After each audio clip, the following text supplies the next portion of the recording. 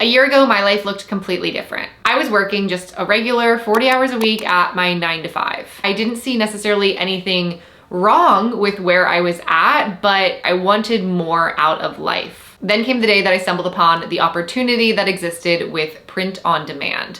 I saw a TikTok video that said, here is how you can make passive income. Here's how you can make money online. All you have to do is create designs, put them on blank products, and sell them on a marketplace like Etsy. Etsy already has the customer base, and so when you sell those products to those customers, you make the profit while somebody else makes packages and ships those products for you. And when I learned about this was the first time I felt like I found something that could create that more for me. So that's what I did. I started a print-on-demand business selling physical products that were made, packaged, shipped by a completely separate company for me. I created designs and I sold them on Etsy. I dove completely headfirst into the world of print on demand. I was watching every single video that I could find online about it so that I could learn and soak up as much information as I could and really just try to create something more for myself and for my family. And the really cool part of this story is it worked. Within 6 months, I had completely doubled my income from my 9 to 5 job. I definitely don't want to gloss over this part and make it seem like it was just this little cute fairy tale where I just magically within 6 months started making double my income. I was waking up at 4 a.m. and some days I even woke up as early as 3 a.m., which I know is not for everybody. Something about me is I am a bit of an extremist in a sense. When I find something that I'm interested in and passionate about, I take that passion to a whole new level. And that's exactly what I did with print on demand. While it was something that was producing me an income and did become a business, it was something that I really enjoyed doing. And I didn't mind spending those early hours and long days working towards it because it was something that I was really passionate about. Because YouTube videos were how I was already learning how to start a print-on-demand business and develop my print-on-demand business, it felt really natural for me to want to create videos of my own and share some of the things that I was learning and running into as I was starting my very own print-on-demand business. While my channel is only a year old, in that last year, I have been able to reach new milestones that I never even imagined possible for myself. My YouTube channel was fully monetized within 2 months of starting it, which is completely unexpected and very rare to happen for a channel. My very first YouTube video just seemed to hit the algorithm, and that video alone helped me reach all of the requirements for monetization: 1,000 subscribers, 4,000 watch hours. And so in addition to my print on demand business, I was able to start collecting AdSense from views on my YouTube channel. As my channel became monetized and it really started to grow, I started having more and more opportunities. I started offering coaching, teaching others how to start and scale their very own print-on-demand businesses. I was able to start working with brands that I use and love. Just at the beginning of this year, I launched my community, the POD Connection. At the beginning of this year, right before my 28th birthday, I was able to go full-time in my business.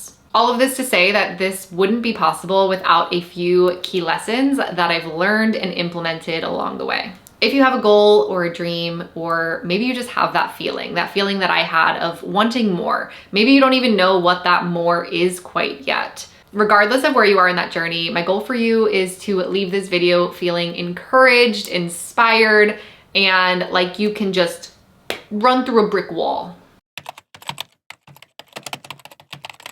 My fear of being seen held me back from chasing my passions for a very long time. I had wanted to start a YouTube channel for years. However, one, didn't really know what I would talk about on YouTube, and two, I didn't want anybody finding my videos, watching my videos, because I had this thought that if somebody found my videos, they were going to think it was weird. They were going to make fun of me, laugh at me. And so that really just held me back from ever even starting. If you're already an existing subscriber and you've watched other videos of mine, you may have noticed that I always have this bottle on my desk. It just sits there. And the reason that I have this bottle on my desk is because I like to tie any goal that I'm working towards a bottle of champagne. And I don't even really drink like that, but I like the idea of reaching a goal and popping it as a celebration.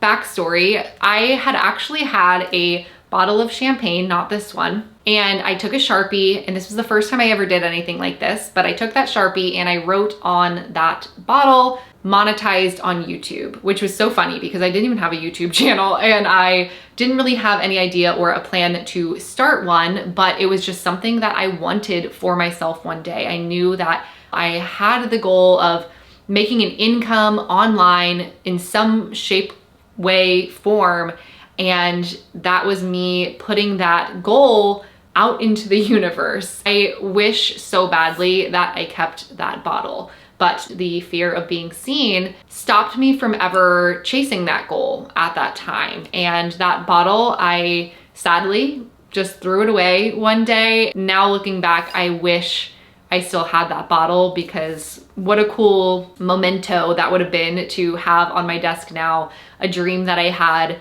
over 6 years ago and seeing it now become a reality. I think this fear of being seen, or maybe even better phrased as fear of being perceived, translates into other ways where you might have a goal or a dream that you can't get out of your head. You are constantly thinking about what that dream is, what that would look like, how it would manifest in your life, and what your life might look like by achieving that goal. If the goal that you have is one that you are afraid to say out loud, afraid to share with family, with friends, because of how they might perceive that goal that you have, you might be suffering these same fears that I had in a different way. I even felt this way about my print-on-demand business when I first started. I was nervous to share the idea of it with family and friends. I thought that they would think, that's never going to happen for you. You aren't going to see the same success or results that other people have seen. That was a limiting belief that I was putting into my head, that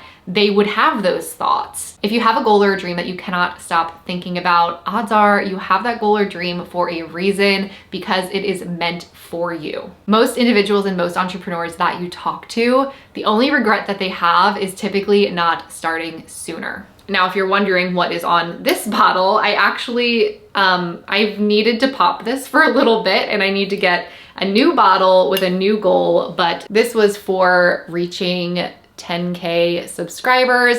I also had one that I already did pop for when I reached my first $100,000 with my print-on-demand business. But I think I need to up the goal now. My itty bitty channel has grown to 15,000 subscribers, which is still absolutely crazy to me. The lesson in this, and I'm actually gonna take a quote from Winnie the Pooh here: be who you are and say what you feel, because those who mind don't matter, and those who matter don't mind. Putting yourself out there and sharing your dreams and your goals out loud can be really scary, but it's also really brave to do so. And those who matter don't mind. They are going to support you. They are going to encourage you.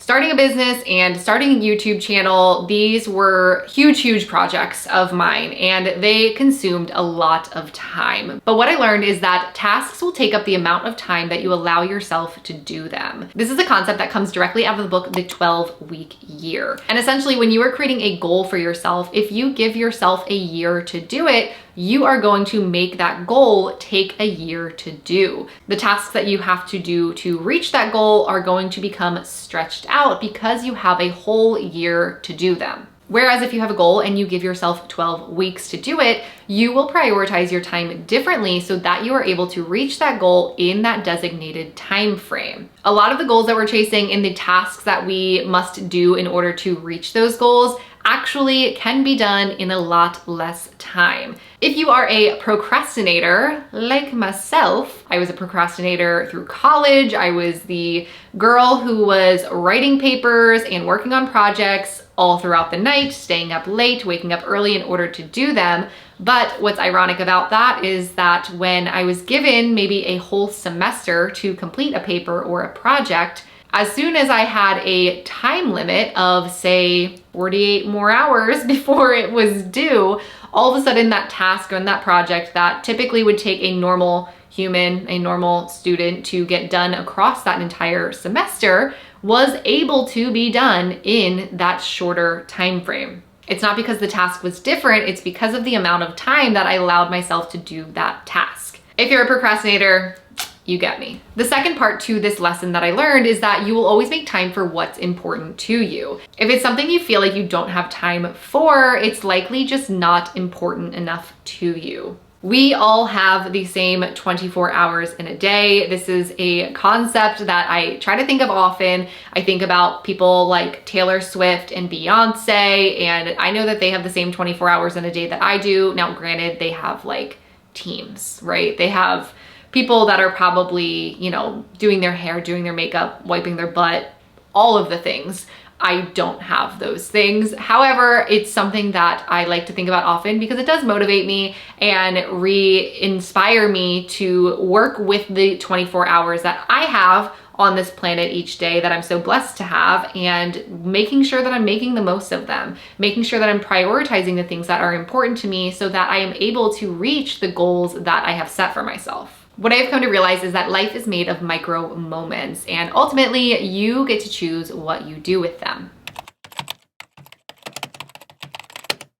There's the classic phrase that I feel like parents share with their children. I know my parents always said this to me when I was growing up, but you are who you surround yourself with. To some extent, I feel like you don't always have control over who you surround yourself with. You might have a toxic coworker, a negative family member that you can't just like cut off. So I like to think of this as the things that you're consuming by choice. We all have choices every single day, and as I was growing my business and my YouTube channel, I decided that I want to be 1% better every single day. If I can be 1% better every single day from now until the end of the year, or for that first year of my business, I knew that I would see incredible results. I started using my free time to avoid the doom scroll of social media, and instead I started listening to more audiobooks and podcasts, or even YouTube videos that might have helped inspire mindset, entrepreneurial skills, just anything that I felt would help me become that 1% better that I was striving for. These were all mental components of being that 1% better, but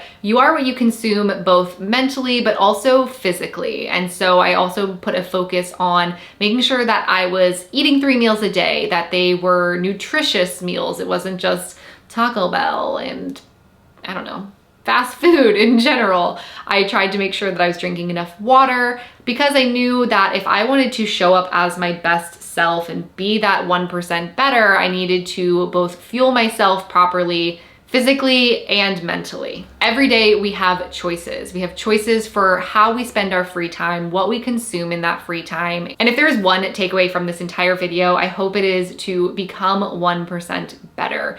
Imagine what you will be capable of in a year by just seeing that 1% improvement in yourself, both physically and mentally, every single day. As for my future and my goals, I need to update my bottle here, come up with a new goal there. If you made it to this point in the video, I am rooting for you. No matter your goal, no matter your dream, or maybe you're just figuring out what that feeling is of wanting more and what that more is for you. Just know that you are capable of accomplishing anything that you want. We are all little beings floating around on a giant rock in space. You can do anything, I promise you.